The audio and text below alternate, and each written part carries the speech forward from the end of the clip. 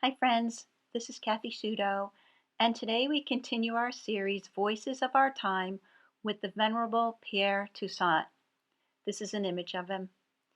He was born in 1766 in Haiti when it was still a French colony. His great-grandmother had been born in Africa and sold into slavery in the Caribbean.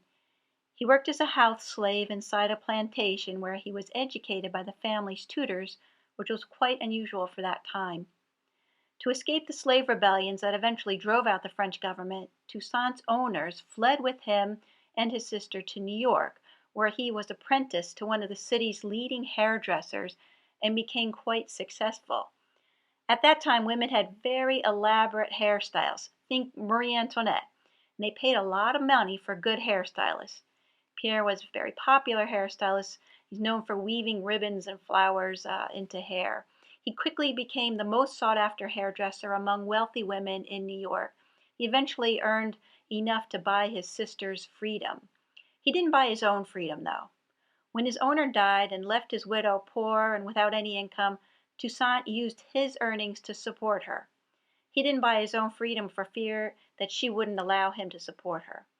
In 1807, on her death, she granted him his freedom. Pierre Toussaint was a devout Catholic at a time when anti-Catholicism was rampant. He was known for attending daily Mass for over 60 years at St. Peter's Church, which is the same parish that St. Elizabeth Ann Seton had attended. After he obtained his freedom, Toussaint married Juliette Noel, a Haitian woman he had known for years. They purchased a large house and took in many black orphans, educating them and teaching them trades. They purchased the freedom of dozens of slaves. They also aided French refugees, often doing so secretly. Toussaint used his considerable wealth to support many charitable causes. He was instrumental in raising funds for the first Catholic orphanage, and he began the city's first school for black children. He also helped provide funds for the Oblate Sisters of Providence, which is a religious community of black nuns in Baltimore. He played a vital role in providing resources to erect the original St. Patrick's Cathedral in Lower Manhattan.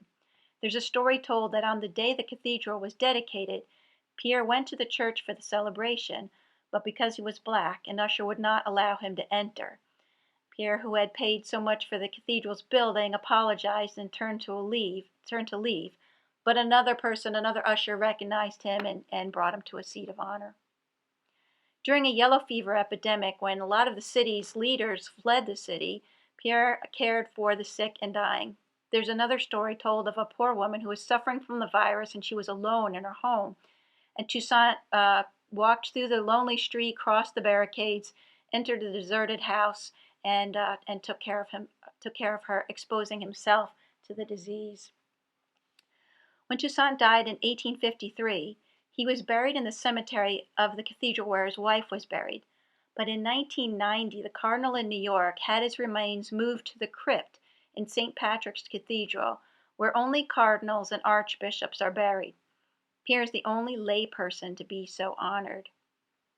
At a time of slavery and anti-Catholicism, Pierre lived his faith by working for real, lasting change in the lives of the people around him, and also in a society that often treated him with deep injustice.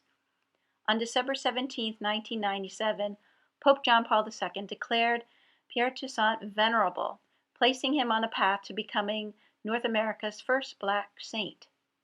In his life, he overcame adversity through a complete embrace of Jesus' commandment to love one another. He served his family, he served his masters, he served his friends, he served his clients, he served everyone to whom he could do good, and he did so with generosity. The one he served the least was himself. Maybe that would be Pierre Toussaint's message to us here today. Who is our neighbor, and how are we called to selflessly, generously, and lovingly serve them? Serving others usually begins with listening. Now, I don't know if this is true of all hairstylists, but I have a feeling it might be true of Pierre Toussaint.